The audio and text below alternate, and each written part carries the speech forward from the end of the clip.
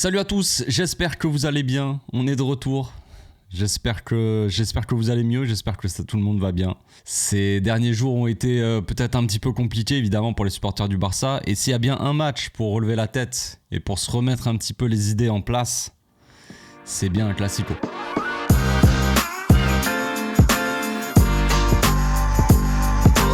Au passage, n'hésite pas à nous rejoindre si c'est pas encore fait et à partager la chaîne autour de toi, ça fera plaisir à tonton. Vous le savez, chez les supporters, souvent il y a du troll. On se charrie entre supporters, entre clubs. Et il y a beaucoup de supporters madrilènes qui sont venus un petit peu se moquer des supporters du Barça à cause de l'élimination en Ligue des Champions en demi-finale. Alors évidemment, c'est assez... je trouve ça assez cocasse, assez drôle quand même de voir les supporters du Real venir se moquer alors que pendant toute la saison on les a fouettés. Mais peut-être que les choses vont changer pour ce Classico-là, je ne sais pas. Je ne saurais pas dire. C'est vrai que ça va être un Classico un peu différent. Peut-être qu'il y a cet esprit de vengeance chez les supporters du Real. Enfin, l'équipe, en tout cas, les supporters, à la limite, je pense qu'on s'en fout. C'est pas les supporters qui jouent. Ni les supporters du Barça, ni les supporters du Real. Mais chez les joueurs du Real, il y a peut-être cette opportunité qui arrive. Peut-être qu'ils voient en l'élimination du Barça en Ligue des Champions le moment pour venir un petit peu nous chatouiller, pour venir nous gêner. Le Barça n'est qu'à 4 points d'avance par rapport au Real Madrid au classement. La Liga n'est pas encore gagnée, elle n'est pas pliée, il n'y a rien. Il n'y a rien, tout est encore jouable pour les deux équipes. Donc évidemment que le Real aura cette motivation en plus. Eux qui ont perdu la finale de Supercoupe face à nous, la finale de Coupe d'Espagne face à nous, ils sont fait éliminer en Ligue des Champions, ils n'ont plus que la Liga. Donc il y a cette motivation, ce surplus de motivation chez les joueurs du Real. Maintenant, chez les joueurs du Barça, il y aura probablement aussi cette motivation, la motivation de battre à nouveau le Real Madrid et de potentiellement faire un grand pas vers le titre ce week-end, à domicile devant ses supporters, après l'élimination justement du Barça en Ligue des Champions. Désolé de remuer le couteau dans la plaie, mais après le match contre l'Inter, il y aura peut-être cette volonté chez les joueurs d'aller plier entre guillemets cette Liga devant ses supporters pour justement essayer de consoler les supporters, de eux-mêmes se consoler avec ça, je ne sais pas. Il y aura cette volonté. Maintenant, il y a vouloir et pouvoir. Pouvoir dans le sens où nous, on a joué un match en plein milieu de la semaine et, qui plus est, une prolongation. On en a parlé dans le débrief, on en a parlé ces derniers jours. La prolongation contre l'Inter de Milan risque de laisser quelques traces chez les joueurs, que ça soit au niveau du mental, au niveau du physique. C'est compliqué de jouer comme ça des matchs à si haute tension, si haute intensité pendant 120 minutes, c'est dur. Il y a des joueurs qui ont joué là 120 minutes en milieu de semaine et qui vont probablement rejouer ce week-end. Pendant que le Real, eux, ils ont pu se reposer et justement travailler entre guillemets en silence, dans l'ombre, tapis dans l'ombre pour venir nous attaquer comme ça, comme des vautours. Peut-être. Entre-temps, à côté, ils ont quand même préparé des vidéos sur l'arbitrage pour Real Madrid TV, mais je veux dire, l'équipe du Real Madrid, l'effectif a pu travailler à l'entraînement pour ce match-là. Donc, et nous, on avait nos têtes à l'Inter, tu vois. Eux, ils ont eu la tête au Classico depuis la semaine dernière déjà. Donc il y a peut-être cet avantage côté Real. Maintenant, ça serait encore une fois dommage d'avoir fait une aussi grosse saison pour s'effondrer à la fin. Ça serait quelque chose de... Je saurais pas, j'ai pas les mots là comme ça. Je saurais pas décrire ça, mais c'est vrai que ça serait une des pires choses qui puissent nous arriver comme ça par rapport à la fin de la saison, quoi. On a fait une très grosse saison tout au long de la saison et si jamais ça devait mal se passer en fin de saison, ça serait quand même quelque chose de très cruel et de pas forcément mérité pour cette équipe du Barça qui mérite quand même d'aller chercher le championnat quand on voit la régularité de l'équipe tout au long de la saison. Maintenant, il y a eu des messages de la part des joueurs après le match contre l'Inter, directement des joueurs qui avaient déjà la tête sur les épaules, qui avaient déjà la tête au Classico pour certains, qui étaient motivés, qui veulent pas lâcher. Il y a eu beaucoup de messages de la part de la plupart des joueurs se sont exprimés sur les réseaux sociaux et il y a déjà cette volonté de retomber sur ses pieds déjà, de relever la tête et d'aller chercher la Liga. Beaucoup de joueurs ont parlé, Lamine, Pedri, tout ça, ils ont parlé évidemment de la Ligue des Champions, que voilà, ils étaient motivés à aller ramener la coupe à la maison. mais il y a aussi ce message là de dire que ce week-end il y a le Classico, qu'il faut pas lâcher maintenant, que ça soit pour l'équipe ou pour les supporters. Et évidemment, c'est dans ces moments-là aussi assez difficiles qu'il faut aussi montrer son soutien à l'équipe. qu'il faut soutenir les joueurs. Même si la place est à 1000 balles au stade, pour ceux qui peuvent la payer, il faut aller soutenir l'équipe. Mais bref, mais oui, c'est dans ces moments-là où c'est les plus difficiles parce que t'es éliminé et t'as envie de lâcher, tu vois. T'as envie de mettre de côté le Barça ou peu importe ton équipe, tu vois, et de plus parler de foot. Mais c'est aussi là que l'équipe elle a besoin de toi, tu vois. C'est aussi là que tu vois le côté supporter. C'est que même dans les moments les plus compliqués, bah, t'es toujours là, quoi. T'es toujours là pour soutenir ton équipe, pour regarder les matchs, tout ça, quoi. Donc vous l'avez compris, c'est pas le moment de lâcher. C'est clairement pas le moment de lâcher, c'est le moment pour les joueurs de montrer aussi que tout le travail, toute cette saison a porté ses fruits et n'a pas servi à rien. On a battu le Real il n'y a pas si longtemps que ça, hein, c'était le 26 avril en finale de Coupe d'Espagne. Et certes, ça s'est joué à pas grand-chose. On a gagné en fin de match avec un but de Koundé et tout ça. Enfin, en fin de match. En fin de prolongation, parce qu'on avait joué quand même les prolongations. On se rappelle aussi du scénario du match où on marque en premier. On fait une première mi-temps, mais on est largement supérieur au Real. Et puis, je sais pas ce qui se passe. Le Barça se met à plus ou moins arrêter de jouer, ou en tout cas, je sais pas ce qui se passe dans ce match-là. On était beaucoup plus, largement supérieur au Real. On voyait le Real qui était pas bien, qui faisait, qui faisait caca culotte et tout ça. On voyait les joueurs qui arrivaient pas à garder la balle, qui dégageaient dans tous les sens et tout. Et puis d'un coup, ils sont revenus. Un coup franc de Mbappé qui mettait son premier coup franc direct, un but sur corner et puis voilà, 2-1, il mène et puis il a fallu que Ferran Torres égalise à la fin de match pour nous envoyer en prolongation. Donc voilà, encore un scénario où on est revenu au score.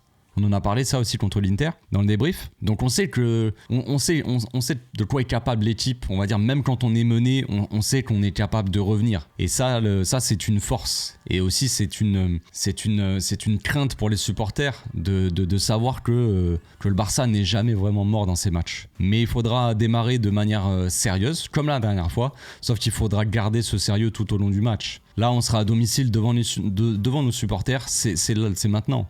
C'est maintenant qu'il faut mettre fin à ce suspense en Liga. C'est maintenant pour les joueurs qu'il faut plier la Liga, qu'il faut gagner ce match, quoi. Et ça passera par un match complet.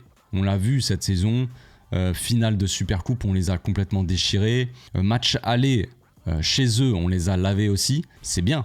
C'est parfait tout ça. Mais en début de saison, on a vu un Barça qui était beaucoup plus en forme. Et là, ça commence à être un peu plus compliqué. On en a déjà parlé aussi. C'est pas forcément une question de tactique ou quoi. C'est aussi une question de forme, de fraîcheur de la part des joueurs. Des joueurs aussi qui étaient peut-être en sur-régime en début de saison, qui performaient, qui marquaient énormément de buts sur la moindre action. Lewandowski, Rafinha. Et pour la fin de saison, c'est un peu plus compliqué pour eux. Donc est-ce qu'ils vont répondre présent aussi? Lewandowski, est-ce qu'il sera de retour? Est-ce qu'il sera titulaire? Et lui qui a joué quelques minutes contre l'Inter, qui a fait une rentrée qui ne restera pas dans les mémoires. Est-ce qu'il est prêt à être vraiment titulaire dans un match comme ça? Je ne sais pas.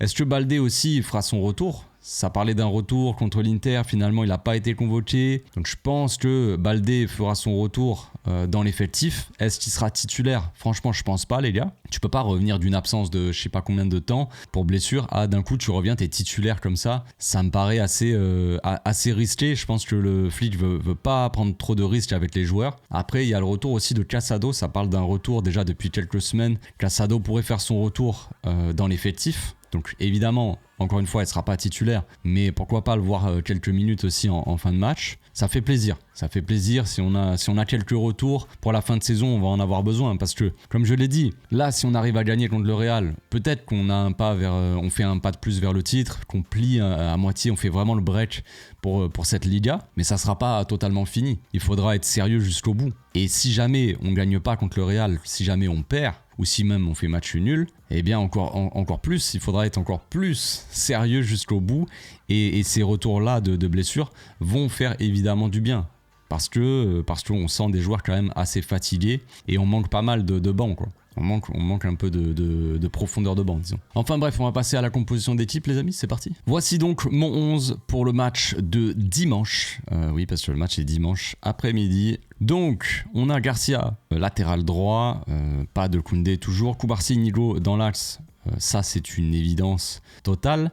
Chesney, bon, dans les cages aussi. GG Martin à gauche, ça a parlé de sa titularisation déjà à gauche, qu'il allait être titulaire, tout ça. Donc c'est pour ça que je me suis dit, bon, voilà. Après, que faire si on met pas Gérard Martin? Baldé, je pense que c'est trop juste, comme je l'ai dit, pour qu'il soit titulaire. Puis après, on a le choix Hector Fort. Hector Fort qui est passé du joueur à absolument faire jouer à ce que la moitié des supporters veuillent le vendre maintenant pour un match. Comme quoi le football va vite et comme quoi aussi la culture de l'instant est très présente aussi. Au milieu, donc, De Jong, Pedri, Fermin. Olmo va pouvoir se reposer un petit peu après avoir donné un but à l'Inter. Lamine Yamal, Rafinha et Ferran Torres en attaque. Comme je l'ai dit, je pense que Lewandowski, pour ma part en tout cas, est peut-être trop juste. Partirait plus avec un joueur qui a du rythme et pourquoi pas après faire rentrer Lewandowski en cours de match. Mais bon, moi je partirais plus ou moins avec cette équipe. C'est plus ou moins l'équipe qui a démarré contre l'Inter, mis à part Olmo qui sort du 11. Je pense que voilà, maintenant, est-ce que Fermin a mérité d'être titulaire par rapport à sa rentrée contre l'Inter? On peut pas dire qu'il ait fait une grosse rentrée non plus, mais Olmo, je dirais pas que c'est une punition, mais je l'attendais dans des matchs importants. Il n'a pas répondu présent, donc ça m'a personnellement énormément déçu. C'est le genre de joueur qui doit être présent dans les grands rendez-vous. J'en ai déjà parlé, mais à l'image de Rafinha aussi. Rafinha, on l'attendait contre l'Inter, et que ça soit au match aller ou au match retour, malheureusement il n'a pas répondu présent, même s'il a marqué. Il n'a pas vraiment pesé dans le match, malheureusement. Donc en termes d'animation, vous connaissez un petit peu l'histoire. Rafinha qui va rentrer dans là, GG qui va être plus ou moins dans le couloir, mais pas vraiment, donc ce qui va pas aider Rafinha. Pedri, voilà, Fermin qui va jouer très haut dans le demi-espace droit, Lamine coller la ligne, double pivot plus ou moins Frenkie Pedri, avec un Pedri ou même un Frenkie par moment, un des deux qui monte plus ou moins haut, on va dire, pour aider un peu plus l'équipe. Inigo, Koubarsi et Garcia un peu en soutien de Lamine qui va faire les mouvements. Regardez, il s'envole. Il va faire les mouvements soit à l'intérieur, soit il va dédoubler quand il faudra libérer Lamine. Mais sinon, il reste plus en soutien. C'est vraiment un rôle de latéral assez hybride de la part de Garcia. Ce qui me fait penser d'ailleurs à la rumeur Frimpong, qui me paraît assez étonnante. On en parlera, mais voilà. Spoiler alerte. Personnellement, je suis pas trop pour la venue de Frimpong. Je vous fais un petit teasing. Ouais. On parlera des mercato et d'actu un petit peu plus tard. Peut-être la semaine prochaine. Voilà pour mon 11. Voilà pour l'avant-match. Je sais pas ce que vous en pensez. Évidemment, il y a des débats. Débat Ferran Torres, Lewandowski titulaire. Le débat Olmo Fermin, même si je pense qu'il n'y aura pas trop de débat. Je pense que beaucoup de monde ne veut peut-être pas voir Olmo titulaire. Il y a le débat aussi GG le GOAT. Bon, je pense que pas grand monde veut voir Ronald Araujo titulaire. Puis voilà, donc il n'y a pas énormément de débats, disons, mais bon, ça peut se discutailler en tout cas. C'est mon 11, c'est un mélange de mon 11 et le 11 que je pense que ça va être aligné. On verra, réponse après-demain. Demain, je pense que je sais pas si je sortirai une vidéo. Il y a la B qui joue à domicile, donc je vais aller voir le match personnellement. Donc ça va être ma journée de repos encore une fois. Je le mérite. Oui, je le mérite. Bon bref, je vous souhaite une très bonne journée, un très bon week-end. On se retrouve peut-être demain, je ne sais pas. Ou alors pour le live d'avant-match autour de 15h, 1 heure avant le match pour dimanche. Et après pour le débrief. Bonne journée à tous. Ciao.